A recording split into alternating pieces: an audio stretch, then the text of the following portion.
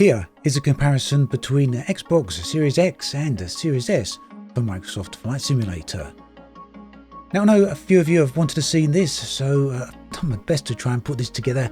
Capturing frame rates from consoles is no small feat. It does require a little bit of messing around, but we finally got there. A couple of caveats: this is the first time I've done it, and the only way to really capture frame rates from a console is to do a pixel counting via a third-party bit of software. So the results here may not be perfect, but they should give you an idea of how well things perform. So that's one caveat. It may not be 100% accurate here. The second caveat is that this is a pre-release early access build, so things might change by release. Additionally, you can see a bit of a comparison here between the visuals on the two consoles, and I've got to admit that they look very nice indeed on the Series S. The main difference, at least to my eyes, seems to be the draw distance there, and a bit of level of detail difference on the ground. We can see that on the buildings just as we fly over them. So frame rates seem to be locked pretty much at a solid 30 frames per second, but occasionally there are a few hiccups, and you'll see one just there where frame rates momentarily drop for whatever reasons. There's a little bit of hitching here and there as well that we'll see on the London flight. Now, I would have liked to have done a full-on performance run right through these videos, giving you a FPS count on the entire fly. But that requires capturing in lossless video format, and that works out to around about 20 gigabytes for every 3 minutes of footage. And yes, it takes ages and ages to process, so unfortunately that's not something I can do here. But hopefully I've given you a bit of an idea. I did fly over New York there, which is one of the most demanding areas in the sim, and you can see both consoles handle it remarkably well. Now here I'm flying over a little island in the east of England called the Isle of Sheppey, and I've actually flown this previously in a video once before on PC. So yeah, just a case of doing a familiar flight here, so that if you want to go and check that other video, you can get a bit of an idea of the comparison. Also, I would of course do a full-on comparison between the PC and the Xbox Series S and X in an upcoming video.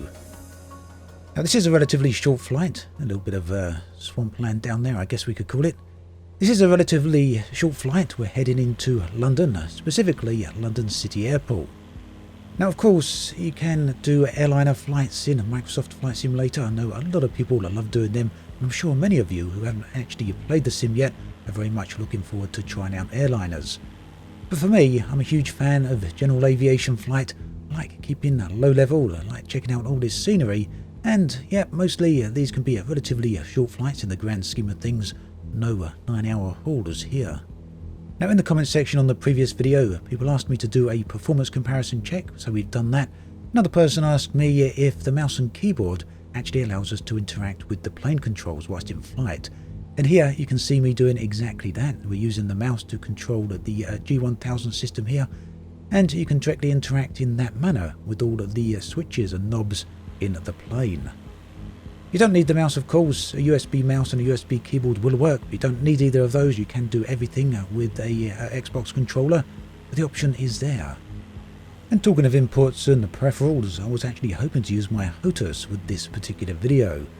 But unfortunately the Xbox, it turns out, isn't compatible with the Thrustmaster TCA Airbus side stick.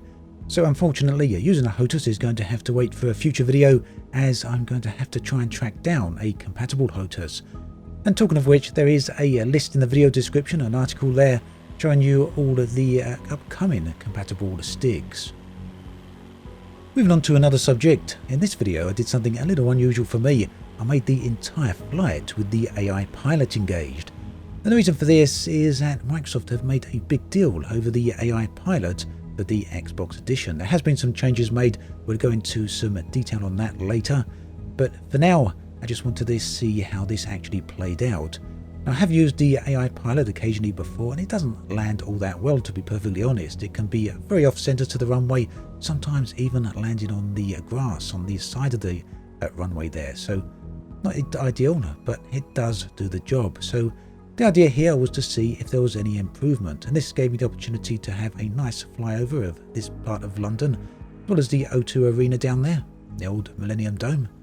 But additionally, I suspect it's highly likely that many new players out there are going to be wanting to use the AI pilot at least until they get used to landing and taking off for themselves. So here we are, the pilot flew right over the runway, circled back round again, eventually coming in at a bit of a strange angle, and not particularly flat at all. A lot of swerving here, can't quite make up its mind where it's going.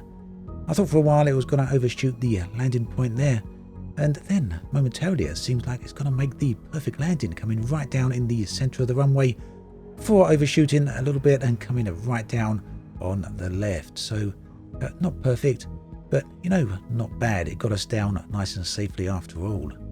So there we have it, a flight from East Kent to London on the Xbox Series X, and a brief performance comparison early there in the video. Be back very soon with some more videos. As always, thanks for watching, and I'll catch you guys and girls next time.